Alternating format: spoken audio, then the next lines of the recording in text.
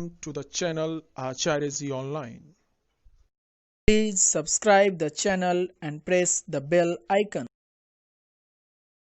Good morning भैया बहन। आज हम लोग चैप्टर 7 फ्रैक्शन के बारे में पढ़ेंगे। तो सबसे पहले हम लोग फ्रैक्शन का डेफिनेशन जानेंगे कि फ्रैक्शन क्या है। The numbers of the form a by b where a and b are natural numbers are called fractions.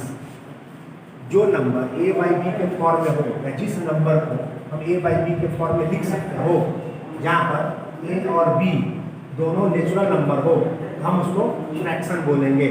इसका एग्जांपल है 3/4, क्योंकि 3 भी नेचुरल नंबर है, 4 भी नेचुरल नंबर है, 7 भी नेचुरल नंबर है, 8 भी नेचुरल नंबर है।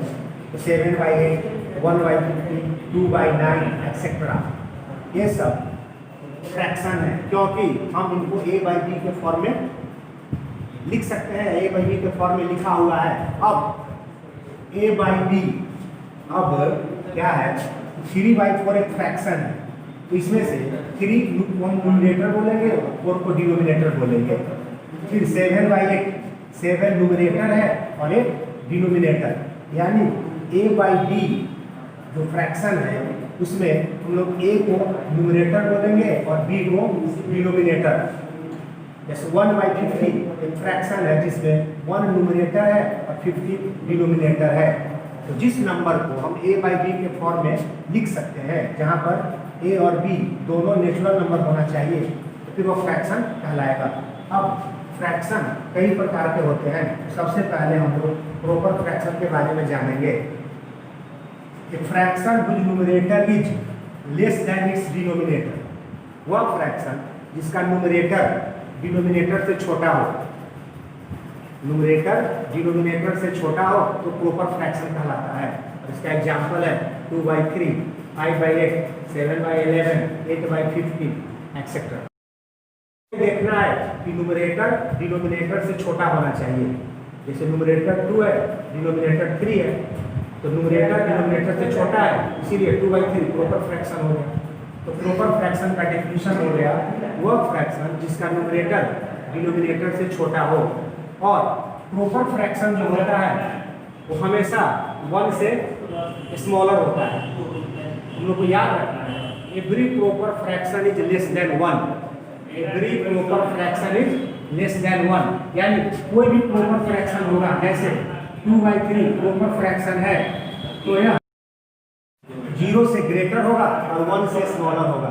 तो हम लोग को याद रखना है every proper fraction is greater than 0 and smaller than 1। अब इम्प्रॉपर फ्रैक्शन के बारे में जानेंगे। Fraction which numerator is greater than और equal to its denominator is called an improper fraction.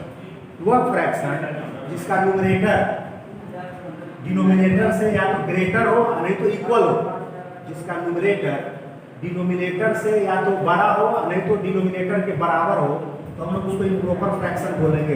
इसका एग्जांपल है 7/3, 8/5, 5/5, 9/6 एक्सेट्रा। तो 7/3 हम देख रहे हैं कि 7 3 से ग्रेटर है, 8/5 8 5 से ग्रेटर है, 5/5 तो 5 to इक्वल है। तो इम्प्रॉपर के लिए क्या है कि न्यूमरेटर डिनोमिनेटर से बड़ा होना चाहिए या न्यूमरेटर डिनोमिनेटर से इक्वल होना चाहिए। इम्प्रॉपर फ्रैक्शन के बारे में क्या है, इम्प्रॉपर फ्रैक्शन जो होता है, कोई भी इम्प्रॉपर फ्रैक्शन होता है वह या तो 1 के इक्वल होता है नहीं तो 1 से बड़ा। तो प्रॉपर फ्रैक्शन जो है 0 और 1 के बीच में होता है, जबकि इम्प्रॉपर फ्रैक्शन या तो 1 होगा नहीं तो 1 से बड़ा होगा। अब मिक्स्ड फ्रैक्शन के बारे में जानेंगे। A combination of a whole number and a proper fraction is called a mixed fraction. एक होल नंबर और एक प्रॉपर फ्रैक्शन, होल नंबर और प्रॉपर फ्रैक्शन का जो कॉम्बिनेशन होगा उसी को हम लोग मिक्स्ड फ्रैक्शन कहते हैं। इसका एग्जांपल है 2 होल 1/3, 3 होल 2/5, 4 होल 5/7 एक्सेट्रा। जैसे 2 होल 1/3, 2 होल 1/3 है, इसको ऐसे भी लिख सकते हैं 2 + 1/3, तो हम देखते हैं कि 2 होल नंबर है और 1/3 प्रॉपर फ्रैक्शन है। तो होल नंबर और प्रॉपर फ्रैक्शन के कॉम्बिनेशन को हम मिक्स्ड फ्रैक्शन कहते हैं। अब हम लोग एक्सरसाइज 7.1 के क्वेश्चन को सॉल्व करेंगे।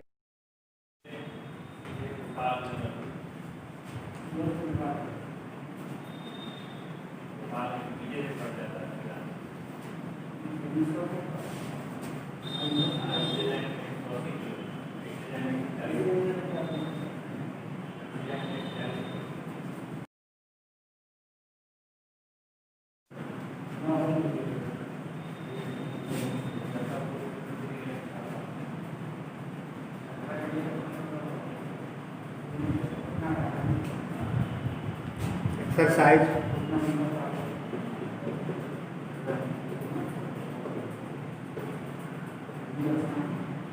एक्सरसाइज 7.1 को सॉल्व करेंगे। सबसे पहला क्वेश्चन है right the fraction representing the shaded portion. पहला क्वेश्चन में कुछ पिक्चर बना हुआ है और उसके शेडेड पोर्शन को फ्रैक्शन में रिप्रेजेंट करना है। जैसे क्वेश्चन नंबर 1 का 1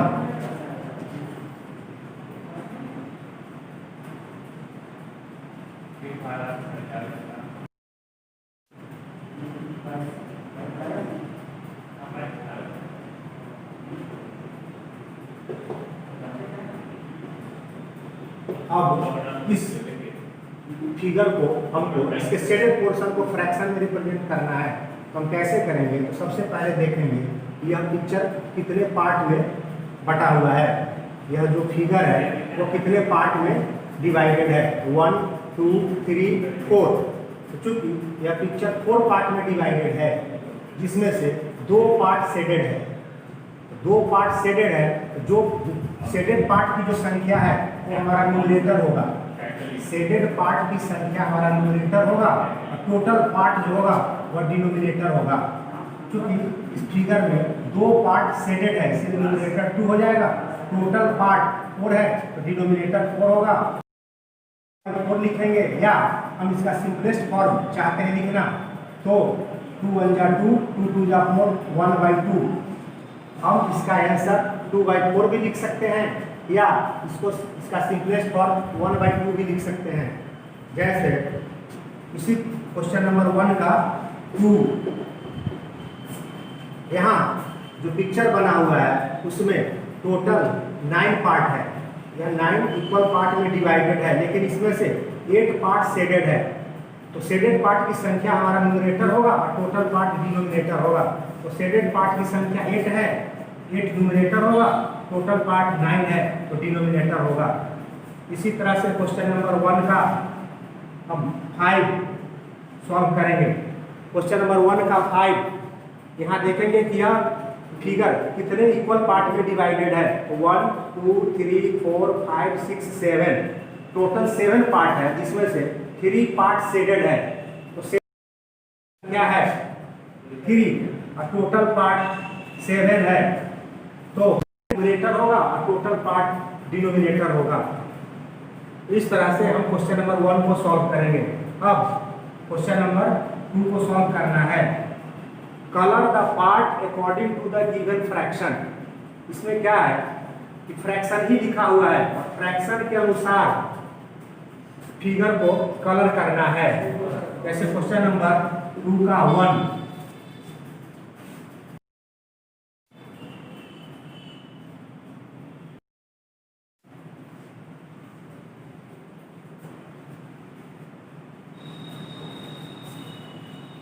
अब क्वेश्चन नंबर 2 का 1 है जिसमें फ्रैक्शन लिखा हुआ 1/6।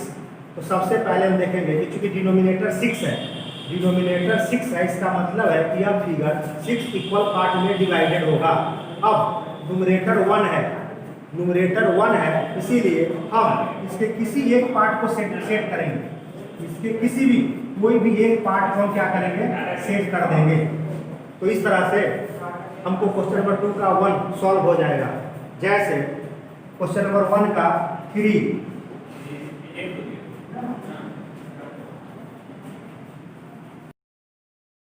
बना हुआ है और यह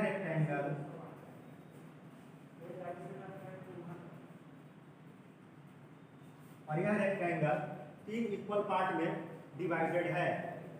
अब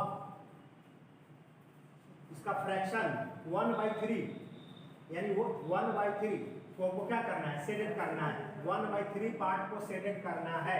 तो चूंकि डिनोमिनेटर 3 है, इसका मतलब कि यह 3 पार्ट में डिवाइडेड है। न्यूमरेटर 1 है, तो न्यूमरेटर 1 है, इसीलिए हम इसके किसी भी एक पार्ट को यानी क्वेश्चन नंबर 2 में क्या करना है, जो भी फ्रैक्शन लिखा हुआ है, जो भी फ्रैक्शन दिया हुआ है, उस फ्रैक्शन का न्यूमरेटर देखना है और न्यूमरेटर जितना है उतना ही पार्ट को हम क्या करेंगे, सेट करेंगे। जैसे क्वेश्चन नंबर 2 का 4 फ्रैक्शन है 3/4, तो चूंकि न्यूमरेटर 3 है इसीलिए इसी 3 पार्ट को सेट करेंगे। क्वेश्चन नंबर 2 का 5 4/9 फ्रैक्शन है 4/9, तो चूंकि न्यूमरेटर 4 है इसीलिए हम इसके 4 पार्ट को। अब क्वेश्चन नंबर 3 को हम लोग सॉल्व करेंगे।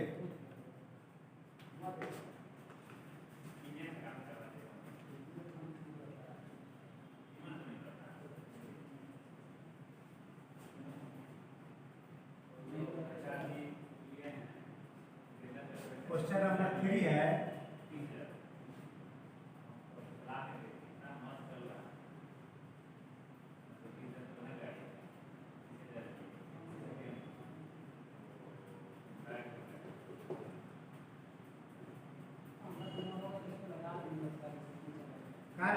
Identify the error if any, यानी क्वेश्चन नंबर 3 में हमको एरर को आइडेंटिफाई करना है कि कहाँ पर गलती है।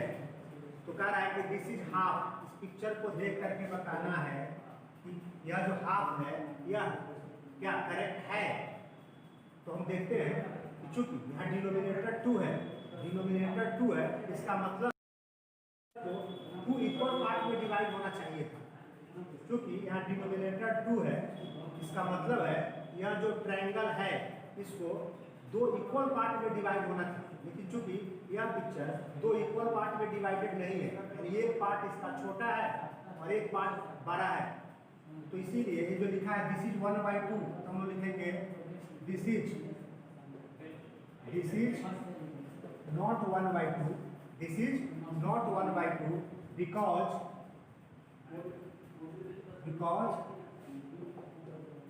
it is not divided in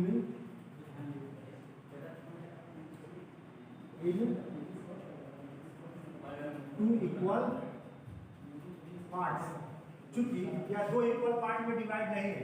अब कुछ किसी भी फिगर को देख करके अगर आपको फ्रैक्शन बनाना है तो सबसे पहले यह देखना पड़ेगा कि वह फिगर इक्वल पार्ट में डिवाइड है या नहीं। वह फिगर अगर इक्वल पार्ट में डिवाइडेड होगा तभी फ्रैक्शन बनेगा, नहीं तो फ्रैक्शन नहीं बनेगा। तो इसमें क्या आता है, इसमें एरर क्या है, इसमें एरर यही है यह पिक्चर 2 इक्वल पार्ट में डिवाइड नहीं है, एक पार्ट इसका छोटा है, एक पार्ट बड़ा है। उसी तरह से क्वेश्चन नंबर 3 का 2 है, एक रेक्टेंगल बना हुआ है जिसको 4 पार्ट में डिवाइड किया गया है। हम देखते क्या है कि 2 पार्ट छोटा है और 2 पार्ट बड़ा है। इसमें लिखा है कि दिस इज 1/4, क्या हुआ 1/4 है, तो लिखेंगे no, this is not 1/4 because this figure is not divided into 4 equal parts. Question number 3 का जो तीसरा है दिस इज 3/4, क्या यह 3/4 है, यह 3/4 नहीं है, क्योंकि 3/4 तब होता जब यह पिक्चर 4 इक्वल पार्ट में डिवाइडेड होता।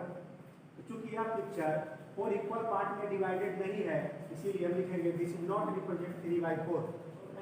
दिस इज हाफ, तो दिस इज नॉट हाफ या this is not represent half because it is not divided in 2 equal parts.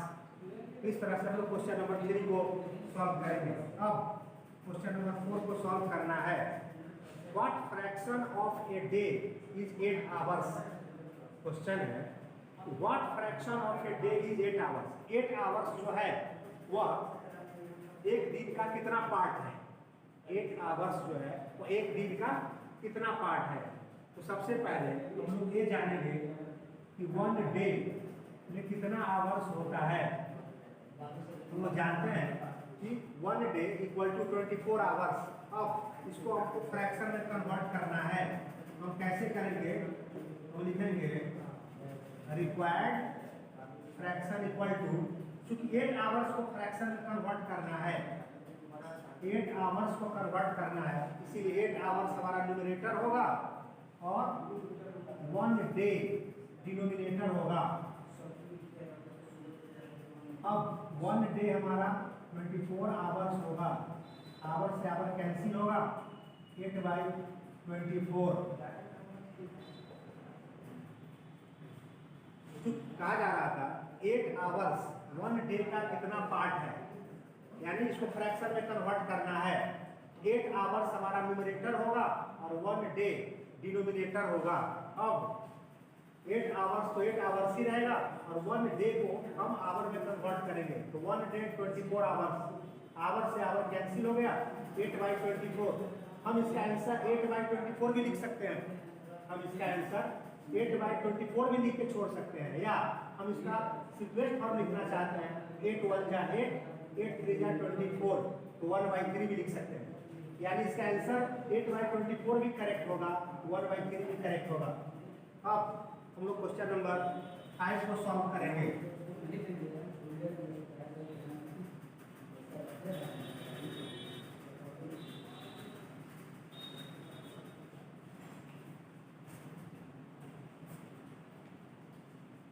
Question number 5, what fraction of an hour is 40 minutes. 40 minutes 1 hour का कितना part है, यानी 40 minutes को fraction के रूप में convert करना है कि 40 मिनट्स 1 आवर का कितना पार्ट है। तो सबसे पहले हम लोग 1 आवर को मिनट में कन्वर्ट करेंगे, तो लिखेंगे 1 hour equal to 60 minutes, 1 hour equal to 60 minutes. अब फ्रैक्शन बनाना है, तो लिखेंगे रिक्वायर्ड फ्रैक्शन इक्वल टू, क्योंकि 40 मिनट्स को फ्रैक्शन के रूप में कन्वर्ट करना है, 40 मिनट्स हमारा न्यूमरेटर होगा और 1 आवर डिनोमिनेटर होगा। 40 मिनट्स 1 आवर का कितना पार्ट है, तो 40 मिनट्स हमारा न्यूमरेटर होगा और 1 आवर डिनोमिनेटर होगा। अब 40 मिनट्स ही रहेगा और 1 आवर को मिनट में कन्वर्ट करेंगे।